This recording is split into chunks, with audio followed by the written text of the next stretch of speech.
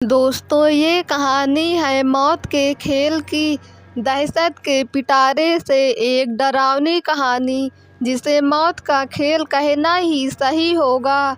एक ऐसा भूतिया खेल जिसमें कई लोगों ने मौत को गले लगा लिया। एक शहर के कोने में एक भूतिया घर था। उसकी दहशत की खबर से सभी शहरवासी परिचित थे। उस घर के आसपास कई एकड़ जमीनों तक कोई घर नहीं बना था। दरअसल उस घर के आसपास कोई रहना ही नहीं चाहता था। एक बार एक टेलीविज़न सीरियल डायरेक्टर उसी भूतिया घर में एक लाइव रिकॉर्डिंग सीरियल शूट करने का मन बनाता है, जिसका नाम वह मौत का खेल रखता है। इस खेल में चुने हुए प्रतिभागियों को भूतिया घर के अंदर पूरी रात गुजारनी होगी और इस दौरान हर कमरे में कैमरे लगे होंगे जो इनके डर भरे पलों को रिकॉर्ड करेंगे। और अंत में जो प्रतिभागी बिना डरे पूरी रात गुजार लेगा उसे 1 करोड़ की इनामी राशि दी जाएगी।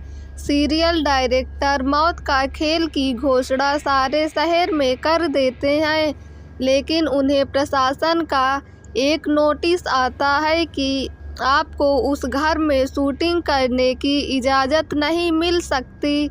वह घर खतरे के दायरे में आता है।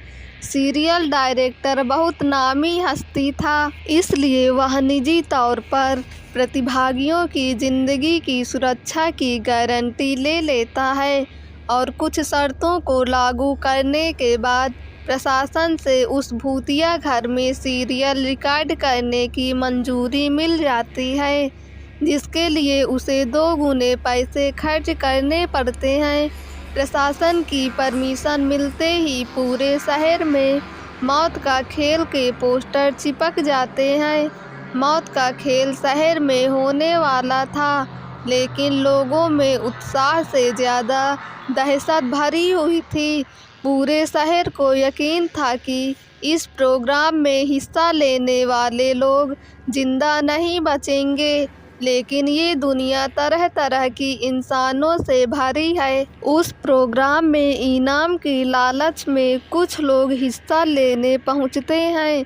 सभी प्रतिभागियों को उनके नंबर दिए जाते हैं और साथ ही उनके हाथों में एक इलेक्ट्रिक ब्रेसलेट बांधा जाता है।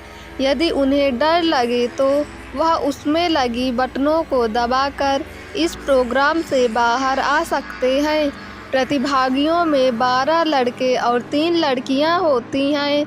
दिन के समय ही बिल्डिंग के कमरों में कैमरे लगा दिए गए थे, क्योंकि रात को भूतिया आत्माएं उस बिल्डिंग के कमरों में दहशत का तांडव मचाती हैं और रात के समय अंदर जाने की हिम्मत बहुत कम लोग ही जुटा पाए थे।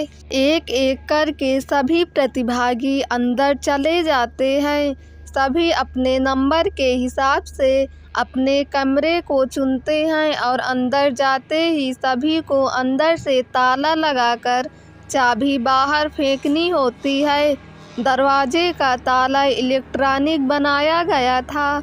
उनके हाथ में लगे ब्रेसलेट के बटन दबाते ही वह ताला खुल सकता था, लेकिन यह बात उन्हें बताई नहीं गई थी।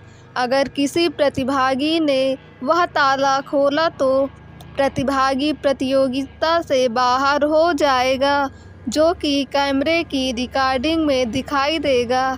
सभी के कमरे में निर्देश देने के लिए स्पीकर लगाए गए थे। उसी से सभी को संकेत दिया जाता है कि सभी जल्द से जल्द अपने कमरे का ताला बंद करके चाबी दरवाजे के नीचे से बाहर फेंके और इसके बाद कमरे की लाइट बंद की जाएगी।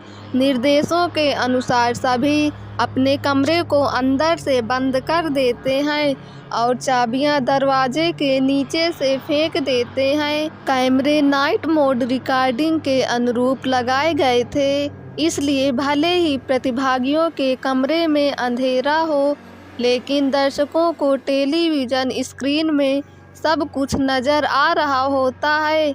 धीरे धीरे डर की दस्तक हो जाती है। प्रतिभागियों में से एक लड़की अचानक अपने कमरे में चीखने लगती है। उसे ऐसा लगता है कि कोई उसका गला दबा रहा है और वह झटपटाने लगती है। कुछ ही देर में वह डर से बेहोश हो जाती है। उसके बेहोश होते ही लाइव सीरियल देख रहे दर्शक घबरा जाते हैं।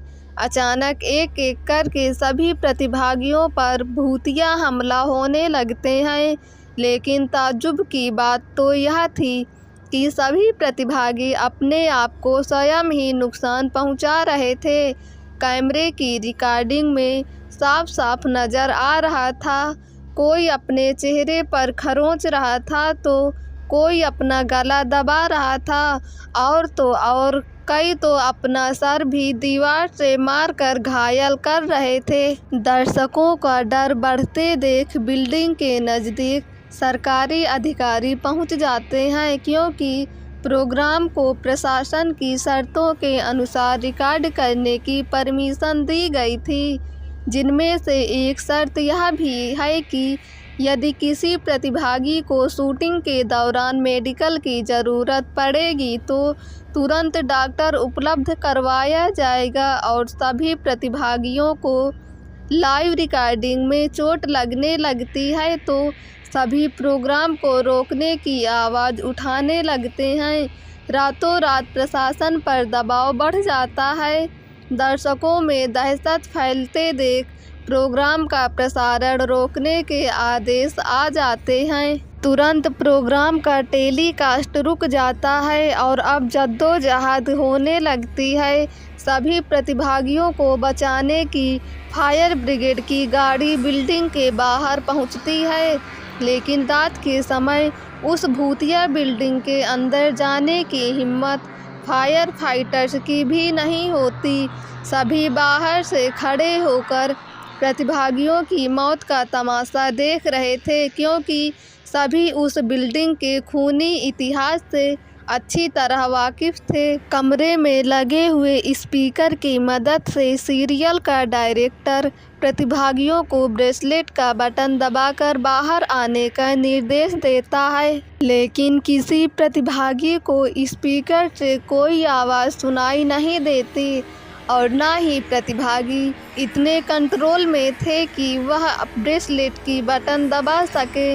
देखते ही देखते सभी प्रतिभागी लाइव रिकॉर्डिंग में ही आत्महत्या कर लेते हैं, लेकिन सब जानते थे कि यह भूतों के द्वारा किया गया नरसंहार है। सुबह होते ही सबकी लाशें निकाली जाती हैं और सीरियल डायरेक्टर को भारी मुआवजे के साथ कई साल की जेल की सज़ा सुनाई जाती है और उस बिल्डिंग को हमेशा के लिए नो विजिट जोन घोषित कर दिया जाता है। और इसी के साथ यह कहानी समाप्त हो जाती है। दोस्तों, अगर आपको ये कहानी पसंद आई हो तो हमारे YouTube चैनल को सब्सक्राइब करके बेल आइकन को क्लिक कर दें, ताकि वीडियो का नोटिफिकेशन सबसे पहले आप तक पहुँचे।